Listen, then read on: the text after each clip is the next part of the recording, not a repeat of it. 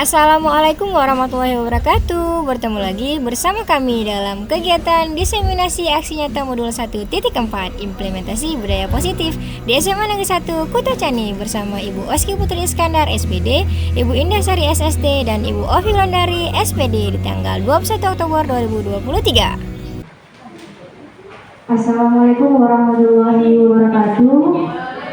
Selamat pagi, salam sejahtera untuk kita semua. Alhamdulillahirabbil alamin. Wassalatu wassalamu ala asyrafil anbiya'i wal mursalin wa ala alihi wasahbihi ajmain. Pertama-tama dan yang paling utama, marilah sama-sama kita panjatkan puji dan syukur atas kehadirat Allah Subhanahu wa taala yang mana oleh Allah telah memberikan kita kesempatan dan kesehatan sehingga kita dapat berkumpul di tempat yang penuh dengan pengetahuan pada saat ini. Salawat beriringkan salam, marilah sama-sama kita sanjung sejenak ke pangkuan Nabi Muhammad Sallallahu Alaihi Wasallam yang mana oleh beliau telah membawa kita dari alam jahiliyah ke alam Islam, dari alam yang penuh dengan kegelapan ke alam yang penuh dengan ilmu pengetahuan. Begitu juga dengan Bapak Hajar Dewantara. Penghormatan kami kepada Bapak Kepala SMA Negeri 1 Kuta Cani, Bapak Salihin SPD MSI.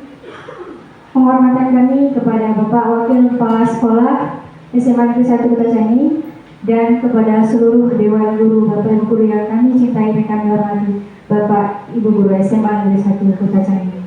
Baiklah, pada hari ini kami dari calon guru penggerak angkatan 9 Kabupaten Aceh Tenggara akan melakukan kegiatan diseminasi aksi nyata modul 1.4 implementasi budaya positif SMA Negeri 1 Kuta Cani pada tanggal 21 Oktober tahun 2023. Demi berjalannya acara ini dengan hikmah, marilah kita buka dengan mengucapkan Bismillahirrahmanirrahim. Dilanjutkan dengan menyanyikan lagu Indonesia Raya. Kepada Bapak Ibu kami mohonkan untuk berdiri.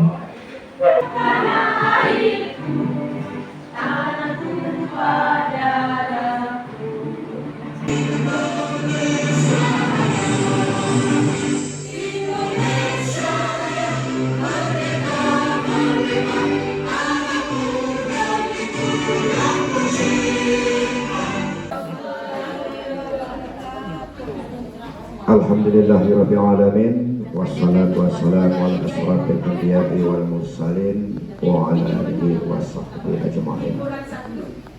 Puji syukur marilah sama-sama kita panjatkan kehadirat Allah Subhanahu wa taala, karena dengan izinnya pada pagi ini kita masih kembali bisa melaksanakan aktivitas kita. Selanjutnya selawat dan salam kita hadiahkan kepada baginda Nabi Muhammad Sallallahu Alaihi Wasallam. Yang saya hormati Bapak Ibu Wakil Kepala Sekolah, Bapak Ibu Dewan Guru. Selanjutnya teristimewa sekali kepada Ibu sebagai calon guru penggerak. Bapak Ibu yang saya hormati, tentu pertemuan kita hari ini merupakan pertemuan sekian kalinya untuk kegiatan calon guru penggerak.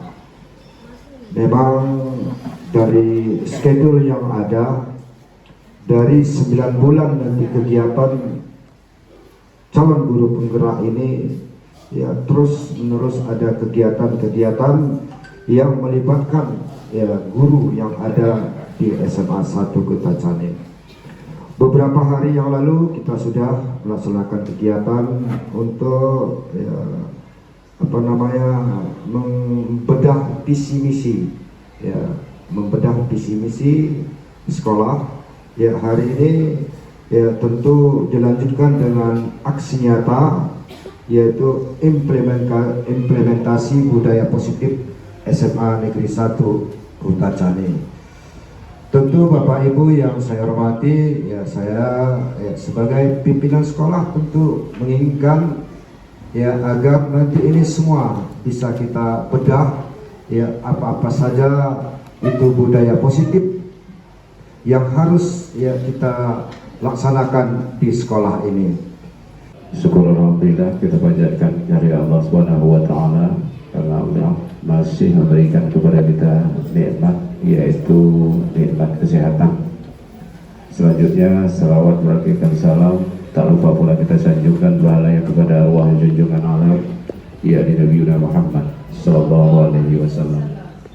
Bapak Ibu yang kami hormati, Pak Kepala Sekolah Kurikulum, pada hari ini calon guru penggerak melaksanakan aksi diseminasi. Arti diseminasi itu adalah sama seperti pelatihan, dia membuat pelatihan supaya tujuannya untuk mendapatkan sebuah ilmu masalah kurikulum merdeka yang isinya tentang disiplin. Kehadirat Allah Subhanahu wa taala. Selawat bering salam kita hadiahkan kepada junjungan alam. Allahumma shalli wa sallim alaihi. Allahumma shalli sayyidina Muhammad wa ala sayyidina Muhammad.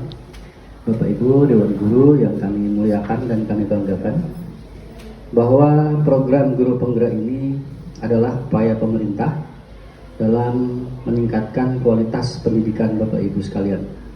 Bapak Ibu sekalian, melalui program guru penggerak ini, Terima kasih kepada Bapak Wakil Kurikulum sekaligus Guru Penggerak Angkatan 5 SMA Negeri 1 Kota Jambi. Baiklah, dengan berakhirnya kata sambutan dari Bapak-Bapak Kepala Sekolah dan Wakil Kepala Sekolah, acara kita mulai.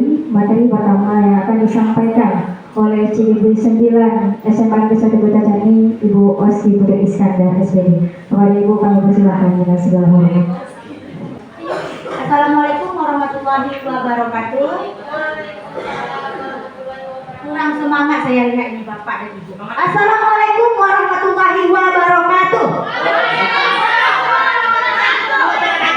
Alhamdulillah.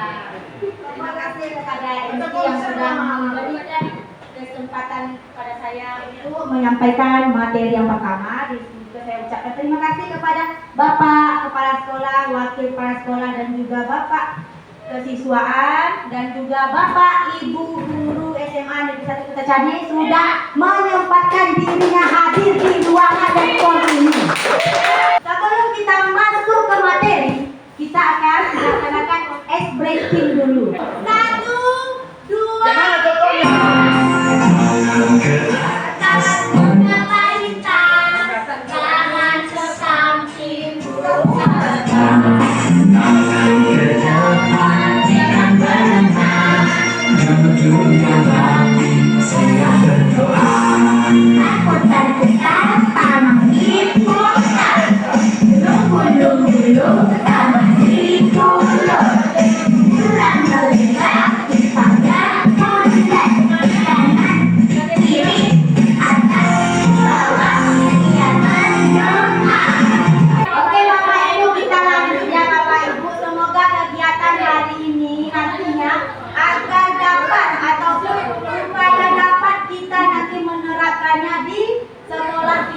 Bapak Ibu. Oke. Ketika saya bilang guru SMA Negeri 1 Kota Jambi,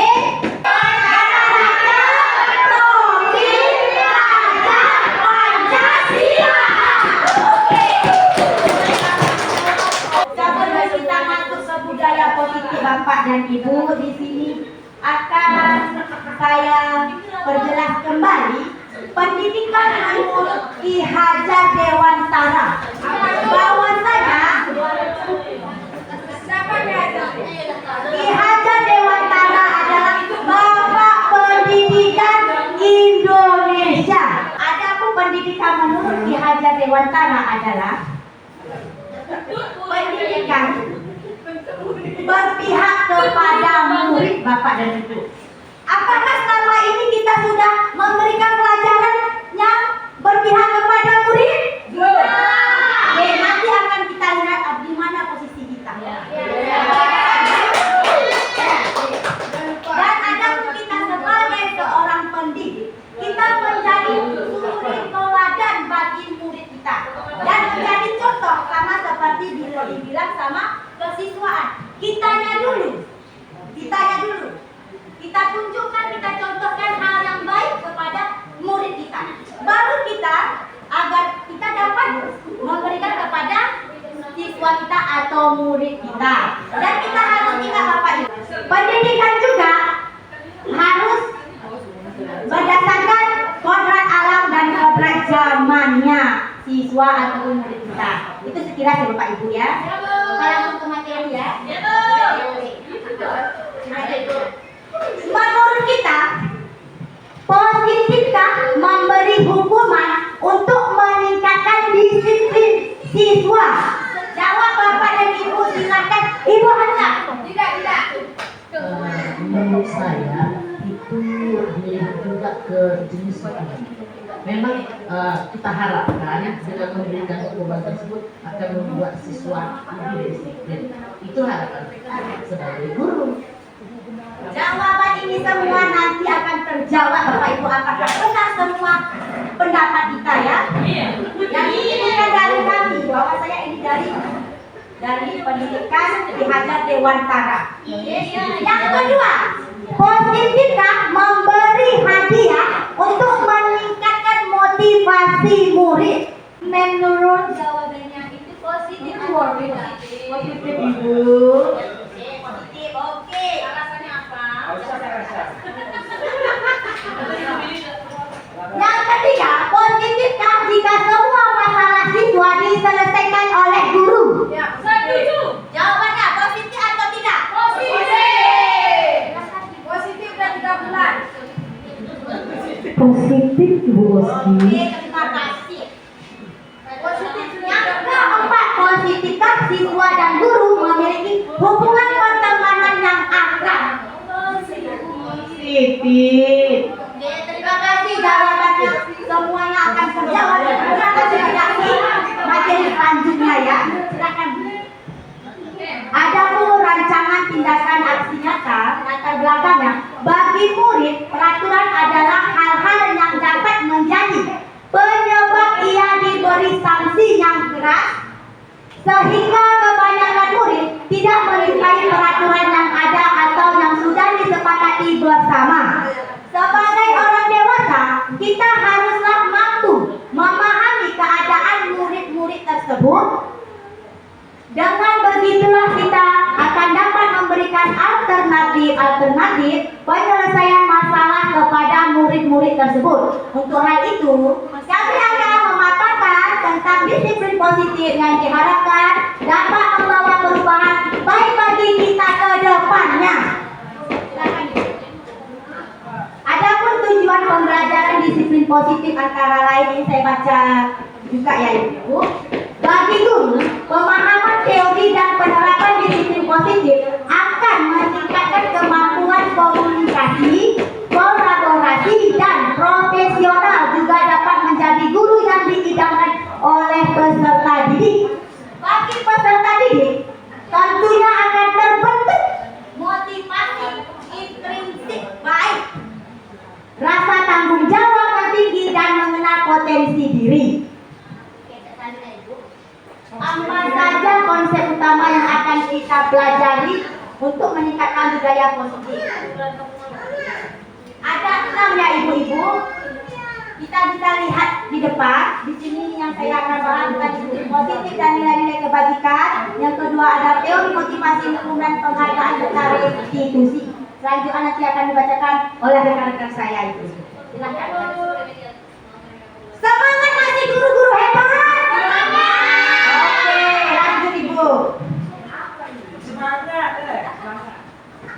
Oke Ibu-ibu, di sini ada perubahan paradigma. Di sini akan kita contohkan.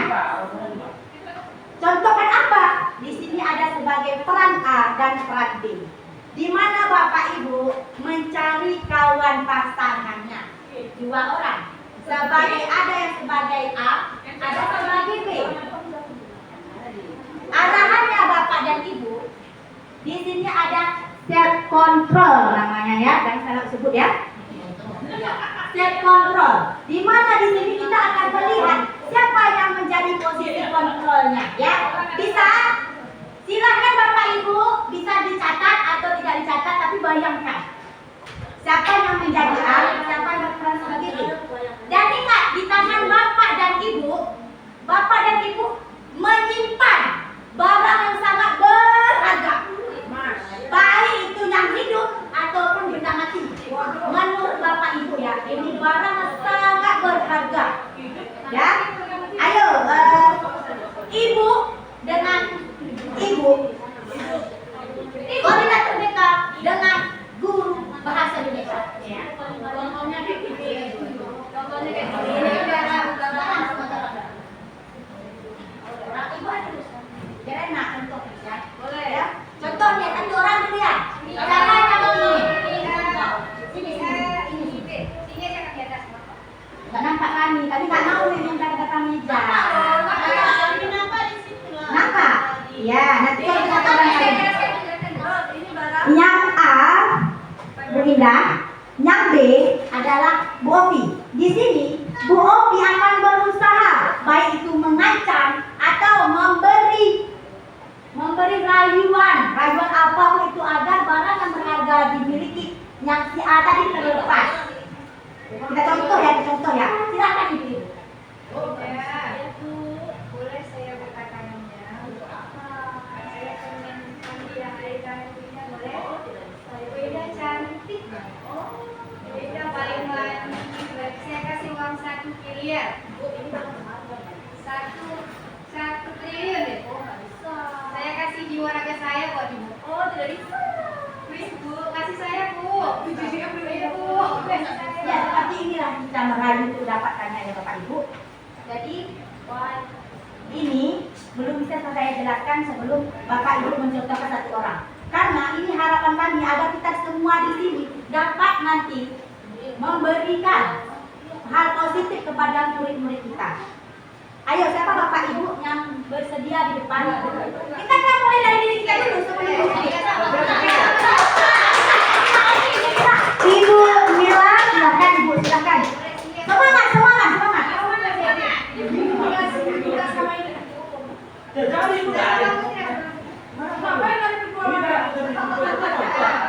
Ini Bapak Ibu boleh barang itu apa menurut Ibu Mila barang yang berharga itu terserah.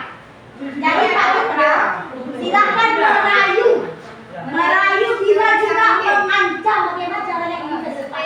Bagaimana cara Bapak? Ya, saya aja yang merayu. Ya silahkan Bapak kita mulai ya 1, 2, 3 action.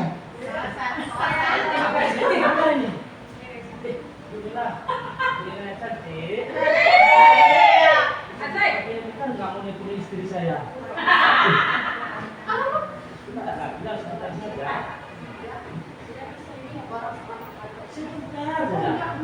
Tidak kan?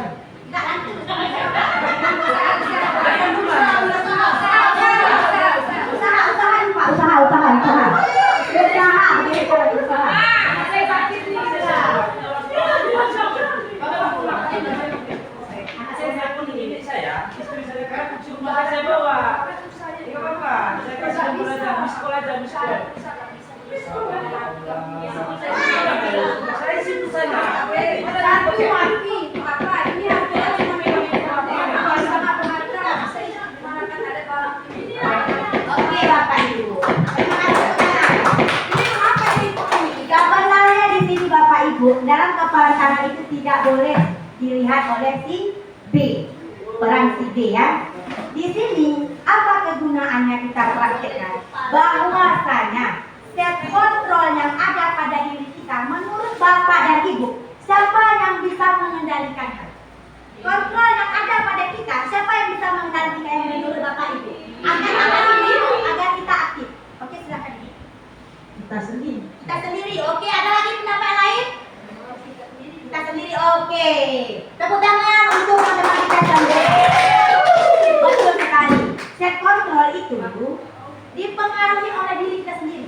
Ketika apapun bujukan, rayuan yang diberikan oleh orang lain, ketika kita memang masih berpikiran positif, kita akan memberikan ataupun kita akan mengontrol diri kita sendiri Bapak Ibu. Dan inilah yang terjadi kepada peserta didik kita yang sering kita alami. Kayak nanti aja. Nanti. Kita agak cepat ya. Oke.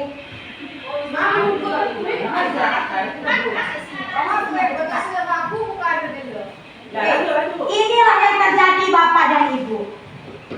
Ketika murid kita melakukan kesalahan, kita langsung mengancamnya. Kita langsung mengutarakan kata-kata yang kasar. Kau tidak mendengarkan apa Ibu bilang. Kau tidak pernah mau mendengarkan nasihat. Ketika saat itu, siswa kita atau murid kita memegang teguh self kontrolnya Bapak Ibu. Dia tidak mengizinkan orang lain masuk dalam dunianya. Apapun yang kita ucapkan tidak akan bisa untuk mempengaruhi dia, karena dia tidak mengizinkan, yang sama seperti Ibu Nila dan Bu Indah tadi. Apapun bujuk rayuannya, ancamannya, tetap dengan pendiriannya. Kapan kita bisa masuk ke dunia murid-murid kita? Ketika murid kita mengizinkannya. Ketika murid kita melonggarkan sedikit self kontrolnya tersebut. Disitulah kita sebagai pendidik bisa mengarahkan peserta didik kita untuk mendapatkan ataupun menerima pendapat kita untuk hal yang lebih baik. Paham? Lanjut Bu. Di sini ada perubahan paradigma teori kontrol atau teori pilihan, yaitu ilusi kontrol. Yang pertama, ilusi guru mengontrol murid. Yang pertama. Yang kedua, ilusi bahwa kritik dan membuat orang merasa bersalah dapat menguatkan karakter. Yang ketiga, ilusi bahwa semua penguatan positif aktif dan bermanfaat. Yang terakhir, ilusi bahwa orang dewasa memiliki hak untuk memaksa. Di sini Bapak Ibu, saya ingin bertanya, apa sih itu ilusi? Sebelum kita masuk ke materi. Ya silakan Ibu, Kak Indonesia berdiri. Jadi ilusi itu adalah hayalan. Ya, jadi berhayal, kita disuruhnya berhayal. Ada lagi? Oke, ilusi itu adalah tanggapan. Tanggapan kita itu benar. Pada ilusi ya. Iya, tanggapan kita dengan hal sesuatu hal menurut kita itu baik, itu benar. Di sini ada ilusi guru mengontrol murid. Tadi sudah kita jawab kan? Kontrol itu ada pada diri kita sendiri. Bahwasanya di sini inilah perubahan paradigma. Kita harus menjelaskan ilusi guru mengontrol murid itu bahwa sebenarnya itu salah. Guru tidak mengontrol murid. Murid mengontrol dirinya sendiri. Setiap individu memiliki kontrol dirinya sendiri Bapak Ibu. Itu maka ini termasuk ilusi. Pernyataan yang salah ini seperti itu. Oke, lanjut Ibu. Oke, inilah dia Bapak Ibu. Akan bisa kita jelaskan ya. Siapa sesungguhnya yang memiliki kontrol? Di barat yang sebelah kanan saya, stimulus respon dan teori kontrol atau pilihan. Ayo Bapak, Ibu, silakan yang ingin membacakan jadikan contohnya agar kami mendengarkan. Siapa yang ingin membaca ini? Ibu Mas Riani. Ayo Bu, silakan begitu. Agar semua kita dengar ya.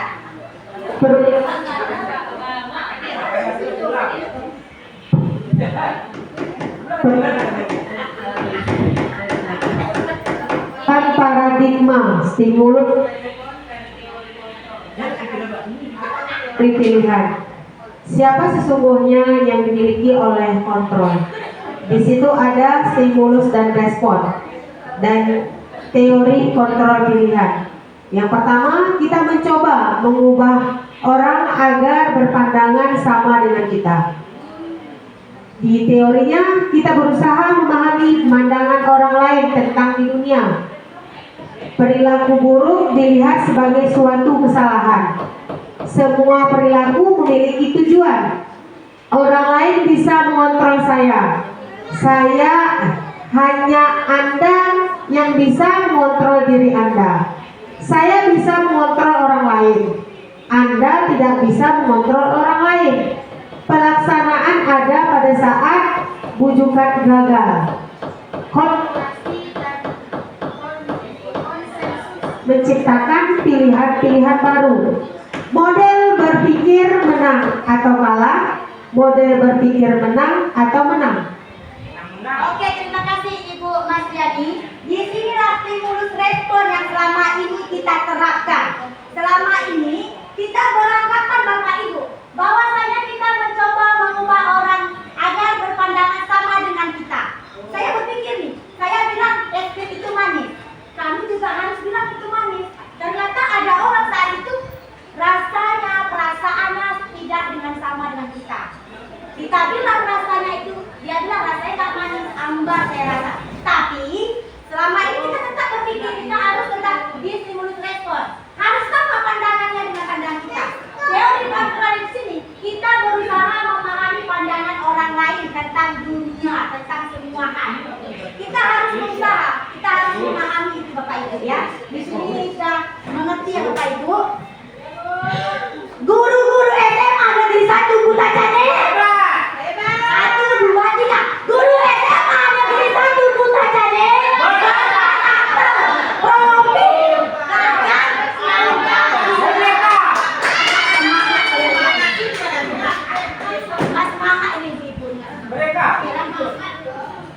Semangat ya, biar semangat di depan.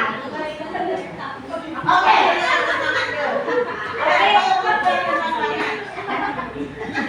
Oke ya ibu-ibu ya. Ini Bapak Ibu bisa kita lihat di depan. Halo. Halo, halo. Kembali kepada disiplin positif. Di sini teori kontrol atau teori pilihan yang dicetuskan oleh Dr. William Brazil. Salah sebenarnya enggak kayak kan? Yang pertama, teori kontrol itu terbagian menjadi 4 dari sini ya. Anda tidak bisa mengontrol orang lain, hanya Anda yang bisa mengontrol diri Anda. Yang kedua, semua perilaku itu memiliki tujuan. Kita samakan dengan permasalahan murid kita. Semua permasalahan murid kita, semua tindakan murid kita ada tujuannya Bapak Ibu. Ini dia. Semua perilaku memiliki tujuan. Yang ketiga, model berpikir menang. Kolaborasi dan konsensus menciptakan pilihan-pilihan baru. Dan keempat, realitas atau kebutuhan kita berbeda. Kita berusaha memahami pandangan orang lain tentang dunia. Setiap orang memiliki gambaran yang berbeda. Inilah yang sesungguhnya Bapak Ibu. Ya. Nanti pertanyaan dulu nanti. Di situ banyak nanti. Nanti. Disinilah Bapak Ibu. Ini kita lihat ya. Ini sekalian buku karakter juga nih.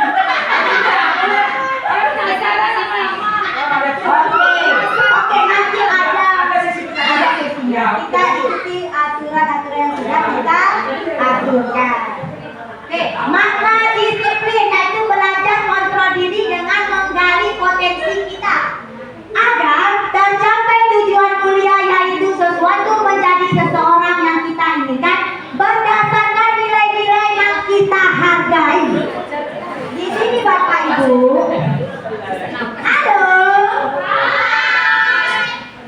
Teori motivasi. Disinilah kita akan membahasnya Bapak Ibu agar Bapak dan Ibu memahami yang mana yang boleh dan mana yang tidak boleh Bapak Ibu. Di sini untuk menghindari hukuman itu adalah motivasi ekstrinsik. Ekstrinsik itu adalah motivasi yang datang dari luar Bapak Ibu, bukan dari diri murid kita. Selama ini murid-murid kita seperti ini. Mereka menghindari hukuman karena takut dihukum, bukan karena kesadaran dirinya Bapak Ibu. Yang kedua, untuk mendapatkan imbalan. Ketika murid kita memberikan atau menunjukkan kelebihannya, kita kasihkan dia imbalan, kan? Ayo nanti Bapak Ibu kasih permen, nanti Bapak Ibu kasih minuman. Itu yang tidak boleh Bapak Ibu. Itu termasuk motivasi ekstrinsik. Datangnya dari luar. mereka akan melakukan sesuatu dikarenakan adanya imbalan, bukan dari diri mereka, bukan untuk ingin berubah. Ketika saya lakukan ini, saya akan mendapatkan ini. Jadi ketika saya tidak mendapatkan ini, tidak mau melakukan yang seperti itu. Nanti akan ada video yang saya tunjukkan Bapak Ibu. Yang ketiga, untuk menghargai diri sendiri, nilai-nilai kebajikan universitas yang kelas itu termasuk motivasi intrinsik. Intrinsik itu adalah motivasi dari dalam dirinya, tanpa disuruh, tanpa kita kasih embel-embelan penghargaan, dia akan maju Bapak Ibu untuk membantu atau menunjukkan kelebihannya, bakatnya sesuai dengan kodrat alam, kodrat zamannya Bapak Ibu ya. Oke. Di sini ada 5 posisi kontrol juga Bapak Ibu tadi, silakan diberikan. Ini akan nanti dibahas oleh teman-teman saya, rekan saya, ada juga 5 kebutuhan dasar manusia. Silakan Ibu lanjutkan slide-nya. Nilai-nilai kebajikan universal. Nilai-nilai kebajikan universal adalah sifat-sifat positif manusia yang merupakan tujuan mulia yang ingin dicapai setiap individu. Nilai-nilai tersebut bersifat universal dan lintas bahasa, suku, bangsa, agama maupun latar belakang. Yang pertama itu ada tentang setiap perilaku atau perbuatan memiliki suatu tujuan yang sudah dicetuskan oleh Dr. William tadi ya Bapak Ibu pada tahun 1984. Yang kedua, dengan mengaitkan nilai-nilai kebajikan yang diyakini seseorang, maka motivasi intrinsiknya akan berguna sehingga mengarahkan motivasi dari adalah untuk dapat mencapai tujuan mulia yang diinginkan. Dan ketiga, nilai-nilai kebajikan yang ingin dicapai oleh setiap anak Indonesia kita kenal dengan profil pelajar Pancasila, dan itu sudah kita terapkan kurikulum profil pelajar Pancasila ya Bapak Ibu. Oke, lanjut. Teori motivasi, hukuman dan penghargaan serta restitusi. Lanjut. Oke, di sini Bapak Ibu, teori motivasi perilaku manusia. Yang pertama, untuk menghindari ketidaknyamanan atau hukuman, apa yang akan terjadi apabila saya tidak melakukannya. Itu termasuk ke motivasi eksternal. Yang kedua, untuk mendapatkan imbalan dari orang lain, institusi apa yang akan saya dapatkan apabila saya melakukannya, motivasi eksternal dari luar. Ya, yang ketiga, itu untuk menghargai diri sendiri. Saya akan menjadi orang yang seperti apa bila saya melakukannya, yaitu motivasi internal, tujuan disiplin positif. Inilah yang diinginkan Bapak Ibu tercapainya kurikulum profil Pancasila tadi seperti ini Bapak Ibu ya. Oke. Apa lagi? Menurut tadi saja deh. Lagi.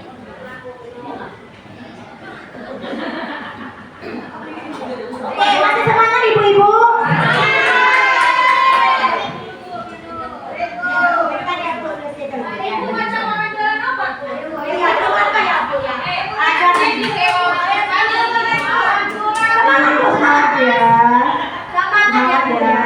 Sebentar lagi akan materi yang lain. Oke, di sini ada hukuman oleh penghargaan, dihukum oleh penghargaan. Yang pertama, pengaruh jangka pendek dan jangka panjang, itulah yang akan terjadi ketika kita memberikan penghargaan atau hukuman Bapak Ibu. Dan yang kedua, penghargaan menghukum. Ketiga, penghargaan mengurangi ketepatan, dan penghargaan tidak efektif.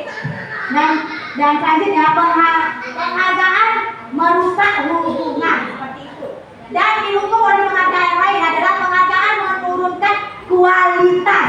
Bapak Ibu, ketika kita jadi diri yang selalu mengharapkan penghargaan, berarti kualitas kita akan menurun. Seperti itulah menurut teori ini Bapak Ibu. Selanjutnya, penghargaan mematikan kreativitas siswa. Ketika kita berikan itu penghargaan, kreativitas siswa kita akan dimatikan kreativitas Bapak Ibu. Dan yang terakhir itu adalah penghargaan mengurangi motivasi intrinsik. Oke, silakan. Sebelum masuk ke sini Bapak Ibu, dan masukkan ke video. Ini adalah video yang memberikan suatu penghargaan terhadap orang ataupun anak. Di sini kita ambil maknanya Bapak Ibu, bahwa memberikan penghargaan kepada anak kita itu akan mematikan apa? Karakternya. Oke, silakan Ibu. Silakan didengar.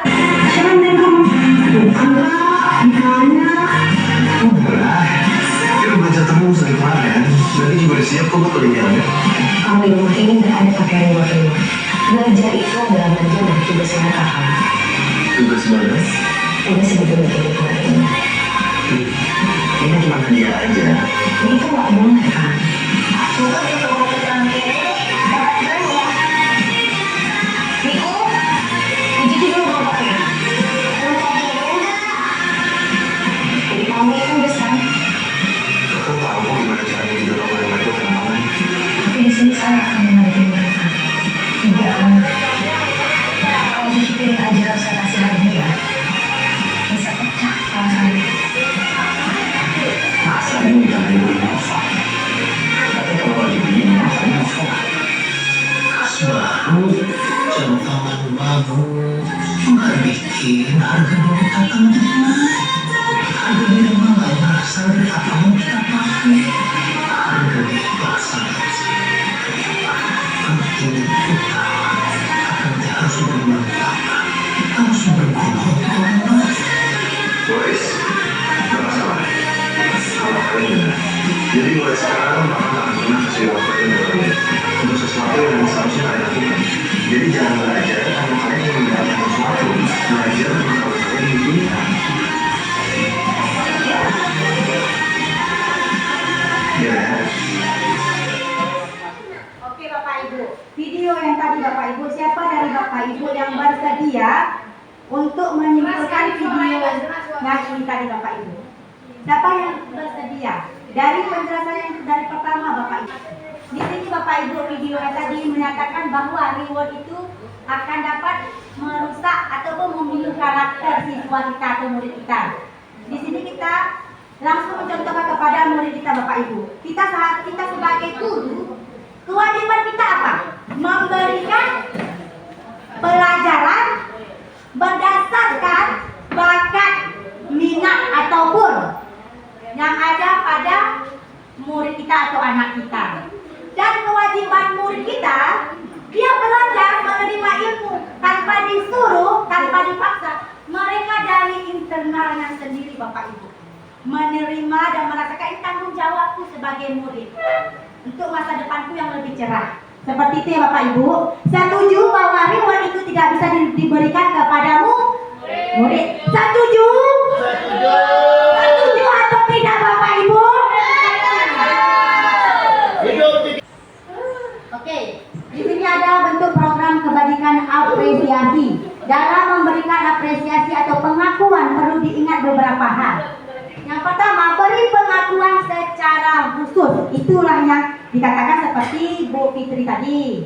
Di sini dia Bapak Ibu, beri pengakuan secara khusus dan beri pengakuan secara pribadi. Yang ketiga, beri pengakuan kepada semua murid bergantian dan beri pengakuan secara konsisten. Dan terakhir, beri fokus pada proses. Fokus pada proses. Selanjutnya, di sini Bapak Ibu, inilah dia pembuka dan nilai kebajikan dan situasinya. Oke, saya baca deh Ibu Bapak Ibu ya. Contoh pengakuan, apresiasi kebajikan yang bisa kita berikan kepada murid-murid kita. Yang pertama, pembukanya nih. Kemarin saya perhatikan, kita katakan kepada murid kita. Nilai kebajikan yang bisa kita berikan. Rasa empatimu besar sekali. Dan situasinya seperti apa situasinya? Pada saat menolong murid baru di kelas kita. Itu adalah yang khusus tadi Bapak Ibu. Yang kita akan kita berikan secara khusus itu aja. Dan yang kedua, saya menghargai. Dan nilai kebajikannya, kepedulianmu. Dan situasi seperti apa? Saya menghargai kepedulianmu pada saat kamu membantu teman-temanmu di tugas kelompok. Seperti itulah yang bisa kita berikan kepada murid-murid kita. Yang ketiga, terima kasih untuk rasa tanggung jawabmu pada saat kamu memungut kertas-kertas yang berserakan di lantai. Coba sebelum tadi Bapak Ibu. Ini, berikan pengakuan secara khusus. Berikan pengakuan secara pribadi, semua murid konsisten dan fokus pada proses. Yang ketiga tadi, di situ ada secara khusus, pribadi, dan fokus pada proses. Itulah dia Bapak Ibu. Oke, selanjutnya. Ini Bapak Ibu, Menurut nih Bapak Ibu, menurut Bapak Ibu, hukuman atau konsekuensi, kita tahu kan, hukuman itu selama ini kita berpikir hukuman itu akan berakhir pada konsekuensi. Ketika kita lakukan pelanggaran, kita harus menjalankan konsekuensinya. Ya tunggu lah Pak. Oke, Bapak Ibu, menurut Bapak Ibu, mencatat 100 kali di dalam buku kalimat, saya tidak akan terlambat lagi karena terlambat ke sekolah. Menurut Bapak Ibu itu hukuman atau konsekuensi? Konsekuensi. Oke, menurut Ibu aja itu konsekuensi. Yang kedua, lari mengelilingi lapangan basket 2 kali karena terlambat hadir di sekolah, itu konsekuensi atau hukuman? Hukuman. Oke, yang ketiga, murid diminta untuk push up 15 kali karena tidak menggunakan masker ke sekolah, itu hukuman atau hukuman? Nah, selanjutnya menggantikan kertas tugas teman yang telah dicoret-coret, hukuman atau oke. Yang selanjutnya membersihkan tumbuhan bahan air di meja tulis karena tersenggol pada saat belajar, itu hukuman. Murid disuruh untuk tidak mengenakan sepatu seharian di sekolah karena tidak mengenakan sepatu hitam. Lari mengelilingi lapangan basket 2 kali karena terlambat 10 menit. Oke, kita lihat jawabannya Bapak Ibu. Benar. Ini adalah konsekuensi cobaannya Bapak Ibu. Kenapa dikatakan itu konsekuensi dan hukuman Bapak Ibu? Kita harus ingat Bapak Ibu, hukuman itu terjadi hanya dalam satu arah, tidak 2 arah. Satu arah seperti apa? Arahannya itu sudah hukuman yang sudah diberikan dari pihak sekolah. Contohnya, ketika kau terlambat, kau tetap harus keliling lapangan. Tanpa kita tanya dulu terhadap anak kita, kau kenapa terlambat anak ibu? Kenapa bisa seperti itu? Masuk ke sekolah pukul berapa? Seperti itu. Konsekuensi itu yang sudah diketahui oleh murid kita, Bapak Ibu. Sudah paham? Oke, paham ya? Lanjut. Itu Pak Dara, tanya. Lanjut. Udah lama kan nanti. Dan balik dari tubuh apa bos? Udah, ini apa itu yang saya bacakan lagi, silakan dibaca dulu itu hukuman dan konsekuensi ya.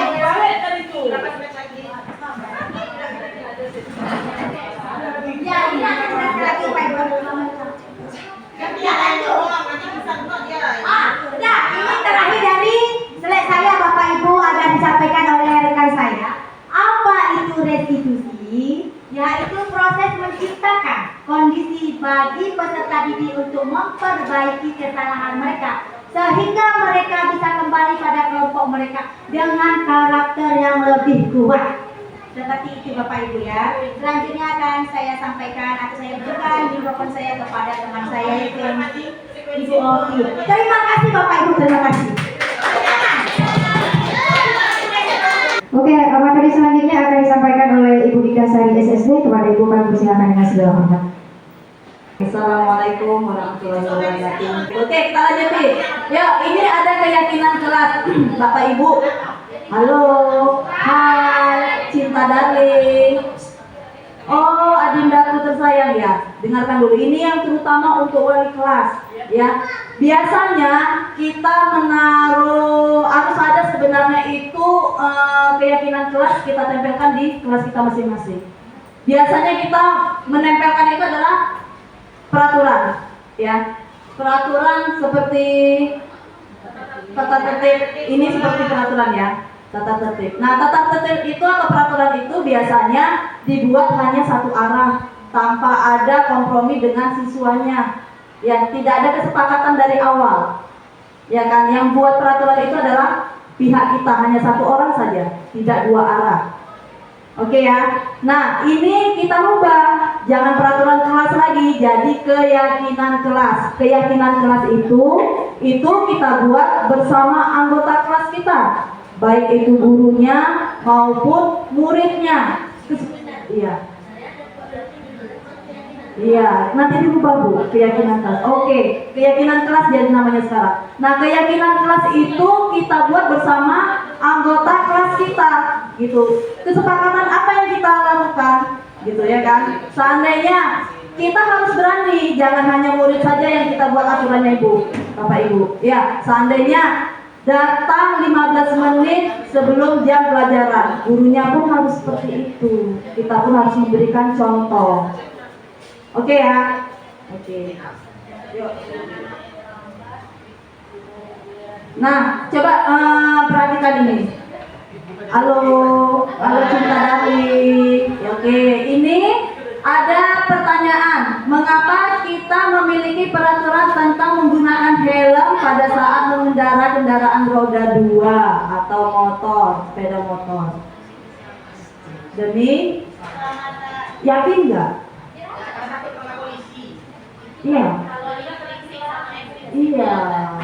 Kalau dari pihak luarnya itu kita takut kepada polisi, ya kan, aturan. Nah, di dalam diri kita, iya, untuk keselamatan kita, gitu kan. Terus yang kedua, mengapa kita memiliki peraturan tentang penggunaan masker dan mencuci tangan setiap hari, setiap saat, gitu. Iya, itu untuk apa? Keyakinan kan? Keyakinan ya, untuk kebersihan kita gitu. Jadi kita sekarang menumbuhkan bagaimana caranya kita itu yakin atau ada dalam diri kita sendiri. Dalam diri kita dulu, baru kita mendisiplinkan siswa kita. Oke ya? Ini saya cepat-cepat aja, tadi udah capek kan?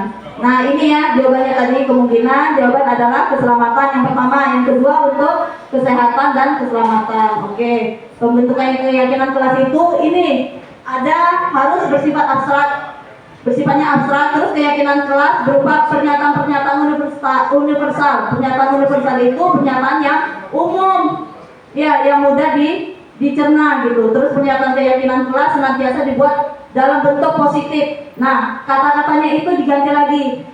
Seandainya jangan terlambat, diganti lagi, jangan lagi kata jangan terlambat, ganti jadi apa ya kira-kira? Datang 15 menit sebelum. Nah terus jangan buang sampah sembarangan. Buanglah sampah pada tempatnya. Oke, ataupun jagalah kebersihan gitu. Ganti kata-kata yang negatif itu menjadi positif gitu. Oke ya. Terus keyakinan kelas itu tidak terlalu banyak gitu kan, sehingga mudah diingat gitu. Terus keyakinan kelas sebaiknya sesuatu yang dapat diterapkan di lingkungan tersebut. Terus semua warga sekolah hendaknya ikut berkontribusi. Jadi keyakinan kelas tadi semuanya, guru dan wali kelasnya. Kalau keyakinan kelas, kalau keyakinan sekolah berarti seluruh warga sekolah. Mau itu gurunya, kepala sekolahnya, wakil kepala sekolahnya, gurunya, siswanya, tendiknya, semua. Baru ada keyakinan kelas, jangan lagi tata tertib sekolah, jadi keyakinan sekolah gitu kita buat. Oke ya. Terus yang terakhir, bersedia meninjau kembali keyakinan kelas dari waktu ke waktu. Jadi keyakinan kelas itu harus diupdate terus menerus gitu. Nah ini kira-kira kayak gini contohnya kesepakatan kelas.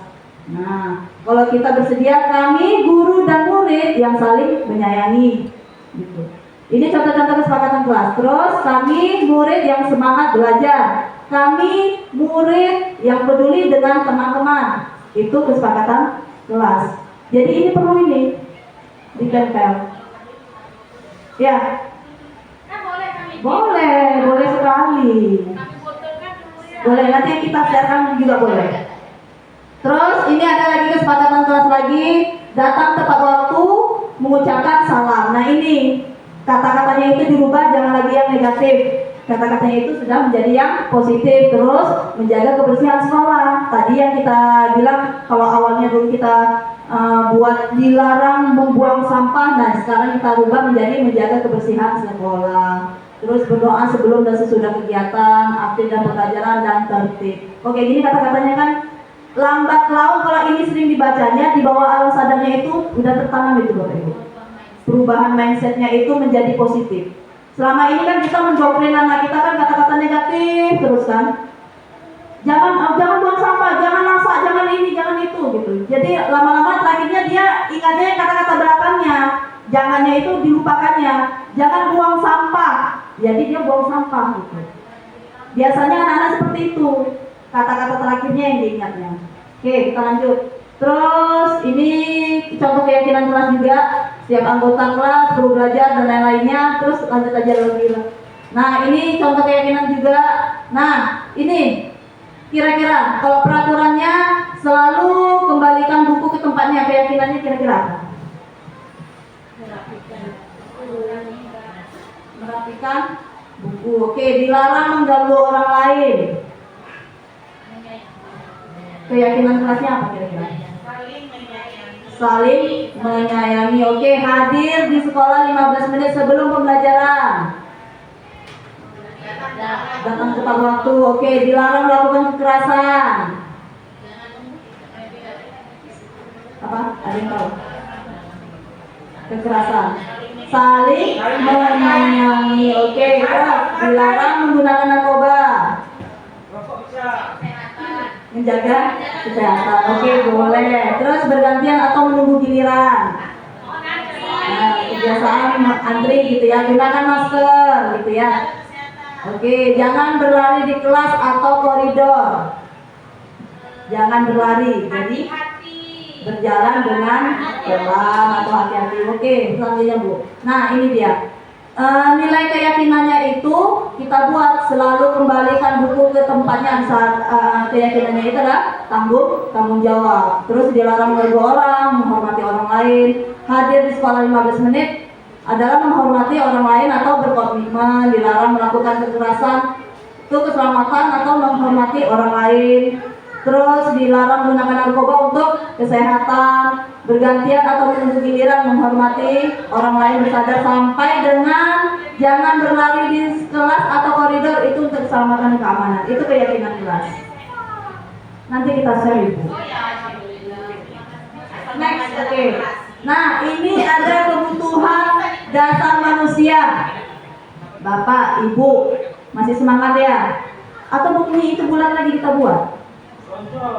Bumi itu bulat. Mau?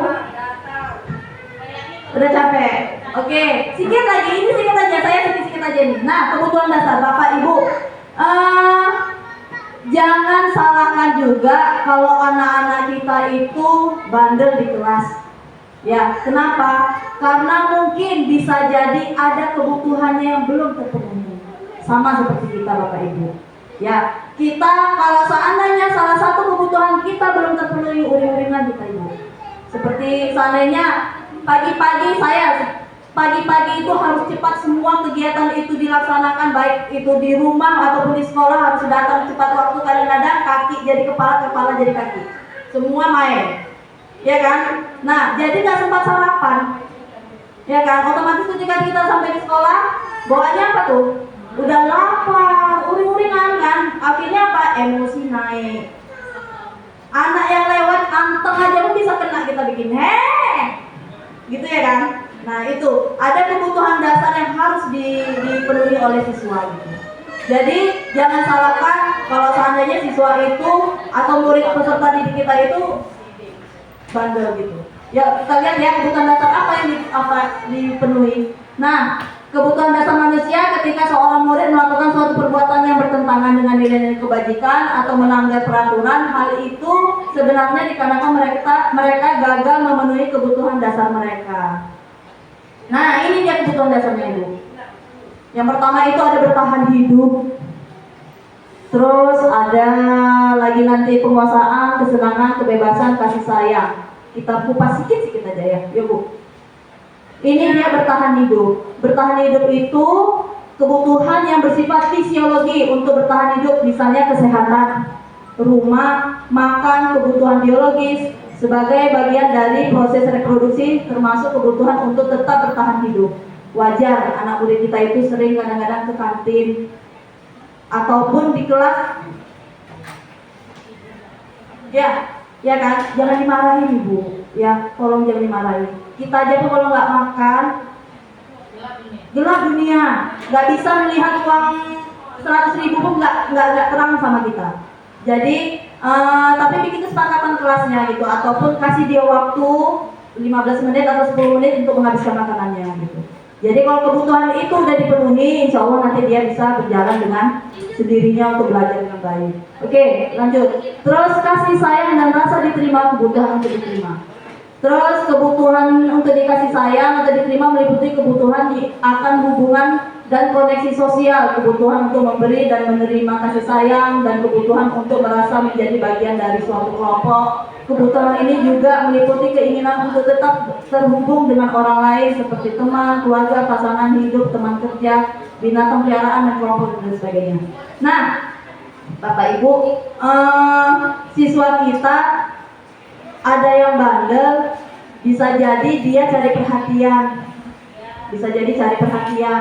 ya kan? Dia mungkin bisa jadi di rumahnya itu tidak dapat kasih sayang orang tua. Jadi caranya apa? Dilampiaskannya dengan kawan-kawannya, cari perhatian dia. Ada kan seperti itu kan? Nah, itu jangan dimarahi juga, dirangkul dia, kita panggil dia. Nanti bagaimana penyelesaiannya nanti sama Bu Opi nanti ada restitusi. Oke, selanjutnya. Terus penguasaan. Kebutuhan penguasaan ini meliputi keinginan untuk dianggap berharga, bisa membuat perbedaan, bisa membuat pencapaian, kompetensi diakui, dihormati. Ini meliputi self-esteem dan keinginan untuk meninggalkan pengaruh. Nah, ada penguasaan ada ya, kebutuhan penguasaan juga ada. Terus lanjut lagi Bu, ada lagi kebebasan.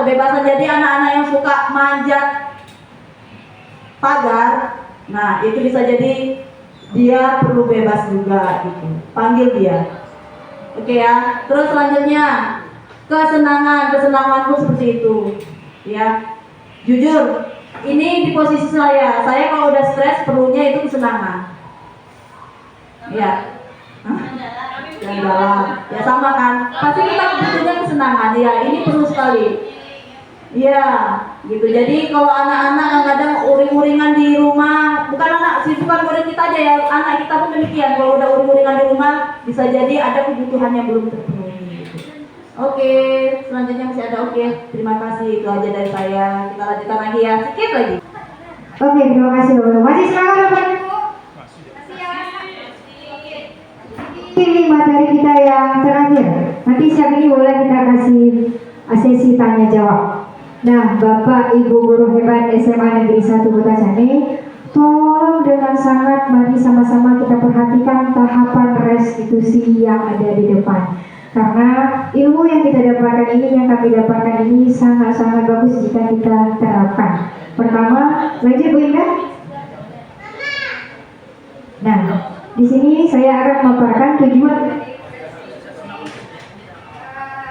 restitusi tersebut.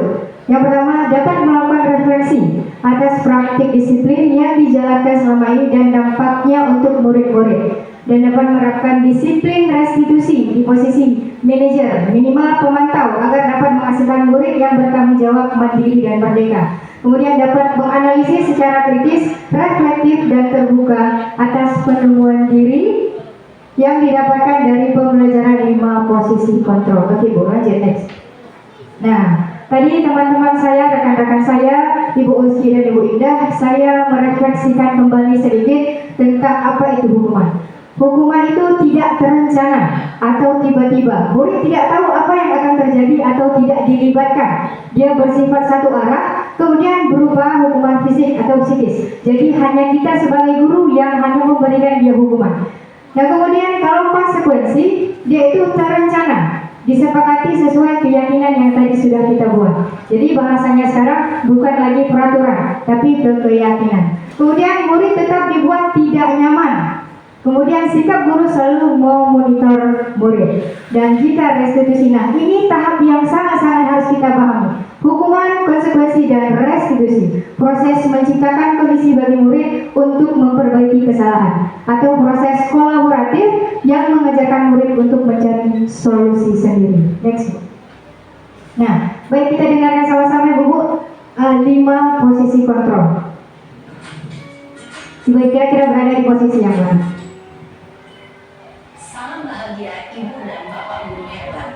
Dalam penerapan disiplin positif restitusi, salah satu program yang dikembangkan adalah 5 posisi kontrol. 5 posisi kontrol dalam restitusi adalah proses perjalanan seorang pendidik agar dapat mengenali dirinya. Pada video kali ini, kita akan membahas tentang 5 posisi kontrol yang dikembangkan oleh Diane Gosson dan contoh penerapannya.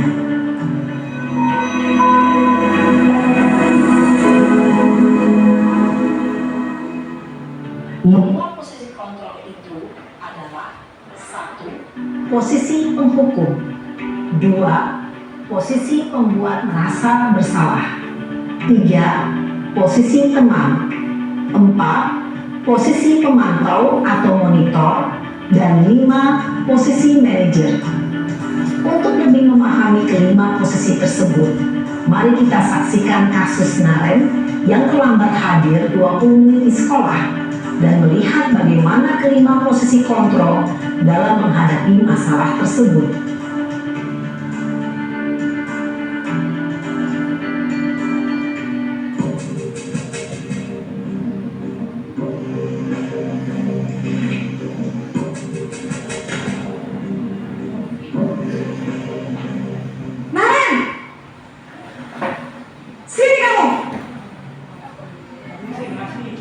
Selamat pagi, Bu. Selalu terlambat. Kamu deh, pasti terlambat. Maaf, Bu. Saya... Apa? Apa coba? Alasan kamu apa lagi? Kapan sih kamu tidak terlambat? Malas sekali ya kamu jadi anak. Saya... Dasar pemalas. Gak kapok-kapok sih kamu. Sudah berapa kali terlambat? Sana, kamu keliling lapangan basket 2 kali. Kenapa saya harus keliling lapangan basket, Bu? Kenapa? Kamu lawan ibu. Berani-beraninya jawab. Sudah terlambat, masih berani jawab pula. Sekarang, keliling lapangan basket 5 kali sekalian. Biar kapok. Cepat. Pergi sana ke lapangan basket. Posisi penghukum biasanya berbicara dengan nada tinggi, menghardik, menunjuk-nunjuk, menyakiti, dan menyindir. Hukuman bisa berupa fisik maupun psikis. Ibu dan bapak guru hebat. Dampak yang terjadi pada murid ketika guru berada pada posisi penghukum adalah murid cenderung akan memberontak, bahkan menyimpan dendam.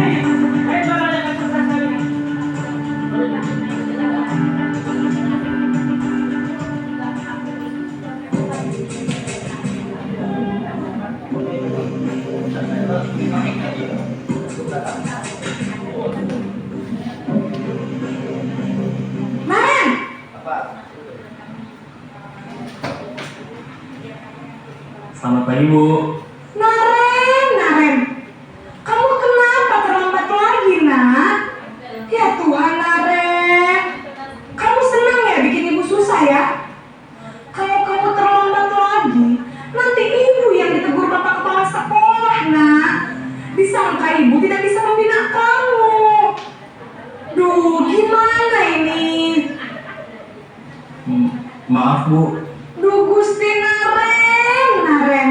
Kamu suka ya kalau ibu ditegur bapak kepala sekolah? Terus, sekarang ibu harus tulis apa ini di buku absen? Ini kamu sudah sering terlambat loh. Ibu harus apa coba? Maaf, Bu. Maaf sekali. Ya sudah, lain kali jangan bikin ibu susah lagi ya, nak ya. Ibu tidak akan kuat lagi kalau kamu begini terus. Bisa jantungan kalau ibu ditegur bapak kepala sekolah.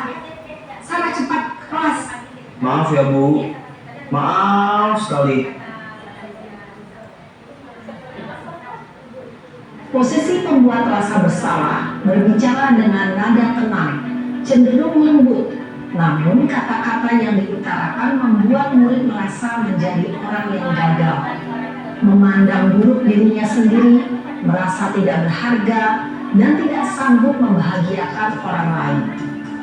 Ketika guru mengambil posisi pembuat rasa bersalah, murid akan menganggap dirinya yang bersalah dan ia akan menyimpan emosi negatif tersebut di dalam dirinya.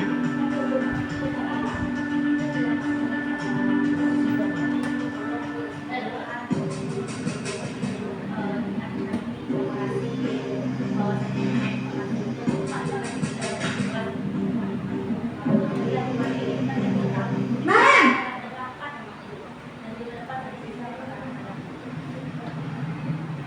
pagi, Bu. Wah, sudah jam berapa ini, Nak? Terlambat lagi ya, sayang? Iya, Bu. Habis ibu saya lupa bangunkan saya, Bu. Kamu malah menyalahkan ibu kamu. Kamu bukannya anak yang larinya paling kencang. Kok terlambat sih? Iya, Bu. Saya memang terlambat bangun tadi. Jadi, biarpun saya lari kencang, tetap gak kekejar, Bu. Ya sudah sana. Nanti lalu larinya lebih kencang lagi ya. Biar gak terlambat lagi. Bikin seneng ibu. Demi ibu. Bisa kan? Bisa lah, Bu. Ya sudah, sana masuk kelas. Ibu beresin urusan absen kamu. Kamu ini ada-ada saja. Dalam posisi teman, guru berbicara dengan nada suara ramah, akrab, cenderung bersenda gurau untuk menjaga suasana tetap santai. Murid akan merasa senang, aman, dan akrab dengan guru. Identitas yang tercipta adalah identitas sukses atau berhasil. Namun, perlu diingat, karena ini masih dorongan eksternal, maka ada faktor ketergantungan dari murid kepada orang tertentu. Di sini, guru absennya, sehingga di lain waktu, murid bisa berperilaku baik, namun hanya kepada orang-orang tertentu saja.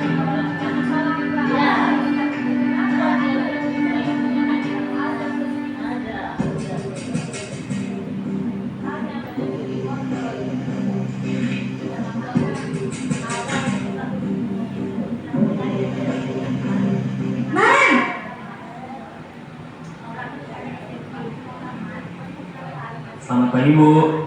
Nah, Ren, apa peraturan sekolah kita tentang jam berapa kita harus masuk sekolah, Nak? Kita harus di sekolah jam 7, Bu. Iya, betul. Sekarang sudah jam 7.20. Ren sudah tahu konsekuensinya jika terlambat hadir. Paham, Bu. Saya harus tinggal kelas pas jam istirahat selama 20 menit. Iya, benar. Konsekuensinya demikian. Jadi nanti jam 9.30 pas istirahat, kamu harus tinggal di kelas, kerjakan tugas tambahan untuk ketertinggalan kamu, ya? Baik, Bu. Posisi pemantau mengandalkan penghitungan atau data untuk mengontrol murid. Guru mengarahkan murid berdasarkan peraturan dan konsekuensi. Seorang pemantau menunjukkan bahasa tubuh dan ekspresi wajah yang datar dan cenderung formal.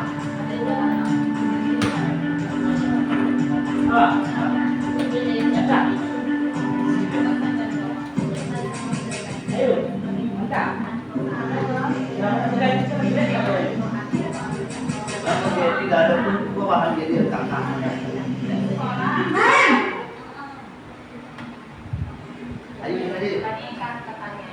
Selamat pagi, Bu. Selamat pagi, Naren. Maaf, Bu. Saya terlambat. Iya, sekolah masuknya jam 7, sekarang sudah jam 7.20. Jadi sekarang bagaimana ini, Naren? Maaf, Bu. Saya lupa setel alarm saya semalam. Baiklah, menurut kamu, keyakinan sekolah yang mana yang perlu kamu tingkatkan? Menghargai diri sendiri dan orang lain mungkin, ya, Bu. Setuju. Jadi, apakah Naren meyakini prinsip saling menghormati tersebut? Iya, Bu. Saya meyakininya. Apakah Naren bersedia memperbaiki masalah keterlambatan ini? Bersedia, Bu. Bagaimana kamu akan memperbaiki masalah keterlambatan ini? Saya akan coba untuk tidak lupa menyetel alarm saya, Bu. Baik, kalau Naren lupa menyetel alarm di rumah, ada orang yang kira-kira bisa bantu mengingatkan tidak? Ada, Bu. Kakak saya, Kak Emma. Ada lagi selain Kak Emma? Selain Kak Emma, ada ibu saya. Baik, jadi yang mengingatkan Naren adalah Kak Emma dan ibu kamu, ya? Kira-kira akan mulai setel alarm kapan nih, Naren? Setelah pulang sekolah, akan segera saya lakukan. Baik, jadi Naren akan setel alarm untuk bangun besok pagi dan akan diingatkan oleh kakak dan ibunda Naren, ya? Ada lagi yang mungkin perlu dilakukan, Naren? Agar tidak terlambat bangun lagi. Tidak ada, Bu. Baik, Naren. Terima kasih kasih untuk kerjasama kamu. Sekarang kamu perlu kembali ke kelas untuk belajar. Baik Bu, terima kasih. Posisi manajer adalah posisi kontrol yang disarankan untuk membimbing murid memiliki sikap disiplin yang positif, yaitu murid yang mandiri, bertanggung jawab, dan dapat memecahkan masalah. Tujuan dari posisi ini adalah agar murid dapat berefleksi atas tindakannya. Guru akan dengan tulus memberikan pertanyaan-pertanyaan bermakna, sehingga membuat murid dapat belajar dari kesalahannya dan mencari sebuah solusi untuk menyelesaikannya. Ibu dan Bapak guru hebat, setelah mengamati adegan kelima posisi kontrol tadi, kira-kira posisi mana yang paling ideal? Posisi mana yang dapat menunjang motivasi intrinsik murid? Ya, tentu posisi manajer. Posisi ini memang posisi ideal yang ingin dituju setiap pendidik. Pada posisi inilah, guru dapat menerapkan disiplin positif yang berpihak pada murid, yang memerdekakan murid. Perjalanan seorang pendidik tentunya tidak mudah untuk sampai pada posisi seorang manajer. Namun, tujuan kita pasti, yaitu menciptakan murid-murid yang mandiri, merdeka, dan bertanggung jawab. Semoga penggambaran 5 posisi kontrol yang telah diperlihatkan ini dapat menjadi ajang refleksi bagi kita semua, agar dapat terus mengasah dan menerapkan disiplin positif yang memerdekakan murid. Mari terus berlatih dan bersemangat. Selamat menerapkan. Salam dan bahagia Ibu dan Bapak guru hebat. Oke, terima kasih Bapak Ibu semuanya yang sudah menyaksikan. Nah, ada Posisi kontrol bagi guru ada berapa Bapak Ibu kali ini ya? Ada 5. Yang pertama ada sebagai posisi pemukul, kedua sebagai pembuat merasa bersalah, yang ketiga kemudian ada next Bu, next lanjut ya Bu. Kedua ada pembuat rasa bersalah, selanjutnya yang ketiga ada sebagai teman, kemudian yang keempat adalah sebagai pemantau, dan yang kelima terakhir adalah manajer. Posisi manakah saat ini kita berada? Coba kita refleksi. Kita berada di posisi yang mana sampai di sini. Nah, yang paling dianjurkan di dalam yang pendidikan sekarang adalah posisi manajer. jam. Nah, tadi Sudah tahu itu ya posisi kontrolnya ada 5 dan yang paling baik itu adalah manajer, paling tidak kita menjadi pemantau. teman itu bukan tidak baik, tapi ada efek yang tidak baik Yang ditimbulkan oleh siswa kepada guru tersebut. Jadi dia hanya bergantung pada guru. dianggap teman. Nah, dia hanya akan dekat dengan guru tersebut. Nah, Dia lebih. itu sebagai manajer atau paling tidak sebagai pemantau. Oke. Selanjutnya materi yang terakhir ada namanya tadi restitusi, posisi kontrol, dan ini segitiga restitusi. Nggak usah kayak gitu Bapak. Ya, ada segitiga restitusi. Lanjut Bu. Nah, tujuannya adalah sebagai salah satu cara menanamkan disiplin positif pada murid sebagai bagian dari budaya positif di sekolah, dapat menerapkan restitusi dalam membimbing murid berdisiplin positif agar menjadi murid merdeka. Kemudian dapat menganalisis dengan sikap reflektif dan kritis penerapan disiplin positif di lingkungannya. Nah, boleh kita lihat sedikit lagi videonya Bu ya? Oke, lanjut. Salam dan bahagia Ibu dan Bapak guru hebat. Pada video kali ini kita akan membahas tentang salah satu program disiplin positif yang diterapkan di lingkungan sekolah yang dikenal dengan nama restitusi.